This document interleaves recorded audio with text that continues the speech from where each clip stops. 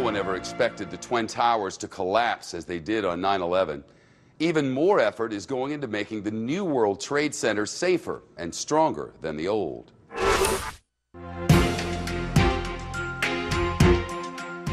It's 20% wider than code requires. It's a sprinkler system that is designed to work under any circumstance. Shear walls that are at least 2 feet in thickness. It makes the core of this building impregnable. So much of this project, you had to be able to convince people you're going to be safe here, and the safety measures are unparalleled from everything that I've read. The standards that we developed in the construction of this building, which is, as I say, totally beyond code, are inherent now in the design of each of the buildings that we're building here. These buildings are all built to the gold standard.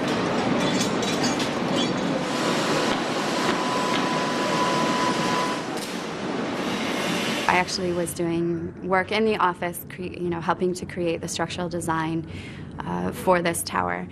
Megan Folkman is a structural engineer who works on Tower 4. She's one of many who make sure the buildings meet their high standards. My responsibilities have shifted to the field now that it's under construction. We need to splice on outside. So then you've got to come to the beam. Exactly. And go out 8 foot. Exactly. She reviews the reinforced concrete every step of the way, making sure it's all done according to specifications. A project like this stretches the capabilities of engineers, but Folkman wouldn't have had it any other way.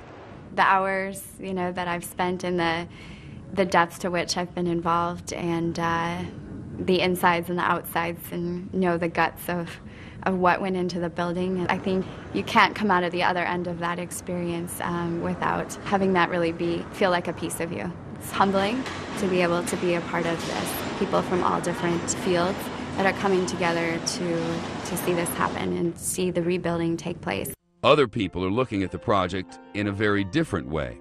Larry Silverstein has set up an artist's colony in Tower 7, overlooking Ground Zero, so a group of painters can record their vision of freedom rising. These are the footprints, and these are part of what will be the memorial. Right. Diana Horowitz specializes in cityscapes. She spent 15 years painting the Twin Towers before the terrorists struck. On 9/11, Diana was at home in Brooklyn, and from there, she watched the attacks. I just started crying immediately. I guess everybody had that first moment where you go, oh my God. Almost 10 years later, she's committing to canvas the resurrection of the site. I really want to just be able to capture some of what's going on there, some of the change. Every day I come up, it's completely different. But Ground Zero is changing so quickly that it's hard for Diana to keep her paintings up to date. This is a painting I've been working on for a month or so. Painter Todd Stone saw the attacks unfold from his Tribeca studio, just blocks from the World Trade Center. I painted the World Trade Center for 15, 20 years. I was in my studio that day during the attack. The jet came over my head. The first jet. I hit the floor because I thought it was a guided missile. I witnessed the second attack in the lens finder of my camera. He snapped this picture from his window. It was like being in a horror film, and I was painting and drawing the entire day. He felt the need to paint, even through the pain. I knew what I'd seen that day, and I felt a tremendous burden to try and get that work out, and it was sickening work to do, to paint the murder of all those people that I had witnessed. Where my heart broke was watching the people on the roof of the Trade Center starting to jump, and knowing that we were powerless to help them. I think about those people. They haunt me. Elegies to the people who died here. I try to make them as beautiful as I can. Todd has gone from painting a site filled only with loss to a landscape bursting with hope. What I've been painting is what's not there. Now, for the first time, there are the footprints of what's not there. It's been memorialized. For me, I feel like we've turned a corner. What's going on down there is just so amazing, and it's so mind-boggling. I mean, how all of those projects can come together. And it all seems very uplifting at this point. The artists aren't the only ones to get these bird's-eye views. On September 10, 2010, Silverstein invited wounded warriors from the Walter Reed Army Medical Center to view the site as part of the Weekend of Heroes. 23-year-old Corporal Kendra Coleman from Georgia had never seen the Twin Towers or Ground Zero before. To be able to be here and see it finally is pretty moving. When I look at that, it definitely reminds you who and what we're fighting for.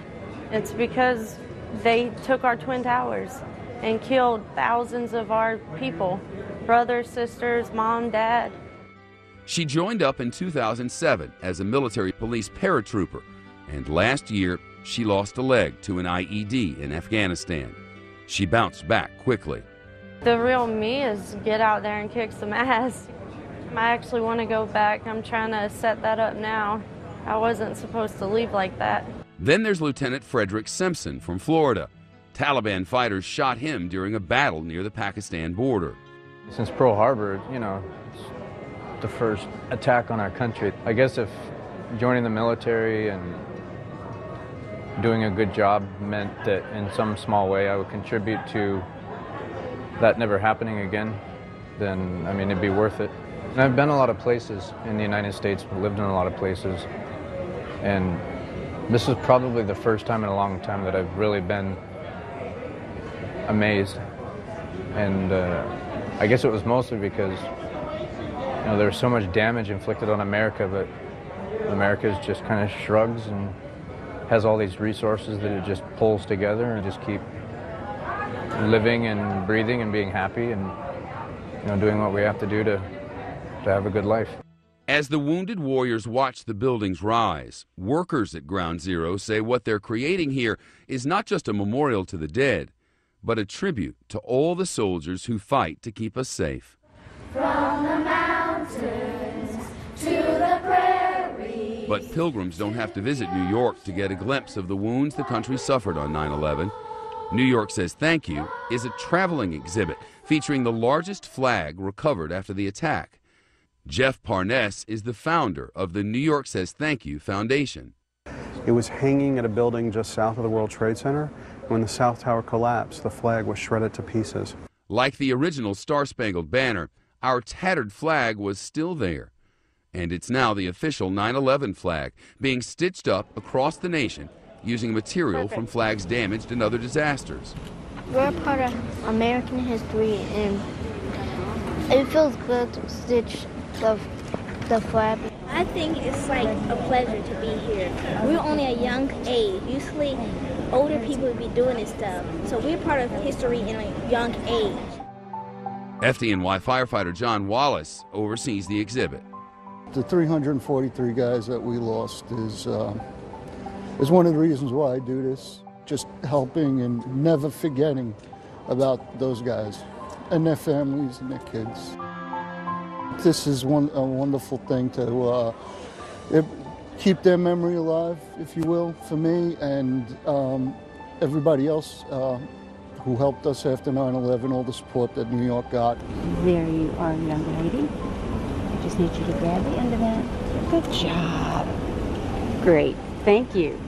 So they literally created this unique piece of American history that was destroyed on the worst day in modern American history and then brought back to life 7 years later. That's the real story. It's about connecting us all.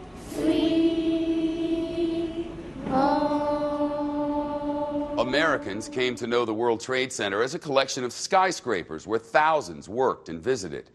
But for New Yorkers, it was also a major transportation hub with 15 train lines running underneath those towers. When we return, the magnificent new hub under construction. It's an architectural marvel designed to send our spirits soaring.